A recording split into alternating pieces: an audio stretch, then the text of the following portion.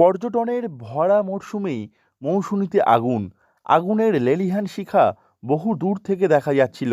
Fraserganj coastal থানা এলাকার সল্টঘেরি বালিয়াড়ার এই হোমস্টেটি মাটি ও বাঁশের কঞ্চি দিয়ে তৈরি হয়েছিল। আগুন লাগার ঘটনায় একটি কটেজের 11টি রুম পুড়ে যায়। বরাত জোরে কোনো রকমে প্রাণে বাঁচলেন পর্যটকরা।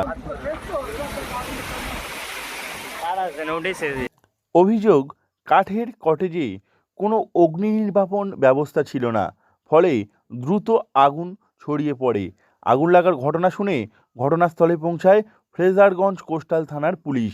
এই ঘটনায় এখনও পর্যন্ত হতাহতের কোনো খবর পাওয়া যায়নি।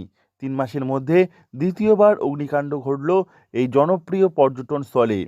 স্থানীয় সূত্রে জানা গিয়েছে, এদিন বিকেল 4:30 নাগাদ মহামায়া কটেজে শর্ট সার্কিট থেকে আগুন লাগে। যে মুহূর্তে আগুন লাগে ঠিক সেই সময় 3 পর্যটক খেতে গিয়েছিলেন। তাঁরা এবং আশেপাশের অন্যান্যরা প্রথমে পোড়া গন্ধ পান। এরপর সেখান থেকে ধোঁয়া দেখে ওই ঘরের কাছে গিয়ে আগুন দেখতে পান তাঁরা। মুহূর্তেই দাউ দাউ করে আগুন জ্বলে ওঠে। হোমস্টেটিতে মোট 20টি ঘর রয়েছে। এর মধ্যে 11টি ঘর সম্পূর্ণ ভস্মীভূত হয়েছে। প্রত্যন্ত দ্বীপ এলাকা হওয়ায় সেখানে দমকলের পৌঁছানোর কোনো উপায় ছিল না। স্থানীয় বাসিন্দারাই জল ঢেলে আগুন নেভানোর কাজে নেমে পড়েন। প্রায় 1 ঘন্টার চেষ্টায় আগুন নিয়ন্ত্রণে আসে। তবে ওই কটেজটি সম্পূর্ণরূপে ভস্মীভূত হয়ে যাওয়ায় মাথায় হাত কটেজ মালিকের।